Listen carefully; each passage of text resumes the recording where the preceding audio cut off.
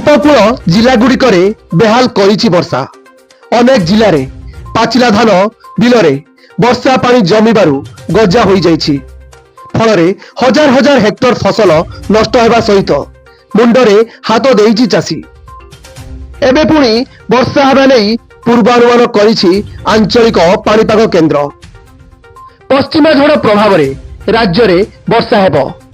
आज राज्यर विभिन्न जिले में पागरे पुणी परिवर्तन देखा मिलिबो।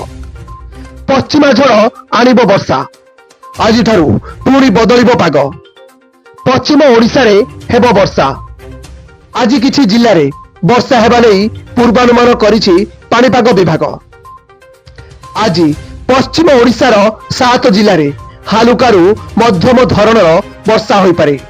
गोटे दुईटी स्थान रे प्रबल वर्षा हेबा नै पूर्वानुमान करा जायछि।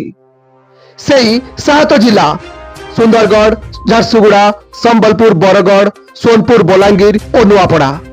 एही जिला गुड़िकर चाषी को सतर्क रहिबा को परामर्श दिया जायछि। एही 7टी जिल्ला रे हालुकारु मध्यम धरणर वर्षा हेबो। किछि स्थान रे वर्षार परिमाण बढ़ी पारे। सेही भली 29 तारिख रे भी किछि जिल्ला रे वर्षा नै सतर्क करिछि पाणीपाग विभाग। 29 तारिख रे कलाहांडी, कंधमाल सहित झारसुगुड़ा, सुंदरगढ़ और केन्दुझर रे हालुकारु मध्यम धरणर वर्षा हेबो। अन्य सब स्थान रे पाग सुखिला रहिबो।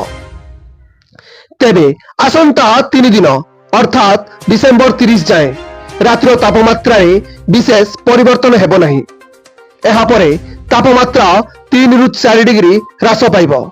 फल शीत बढ़िबो। ब्यूरो रिपोर्ट 10 भुजा टीवी।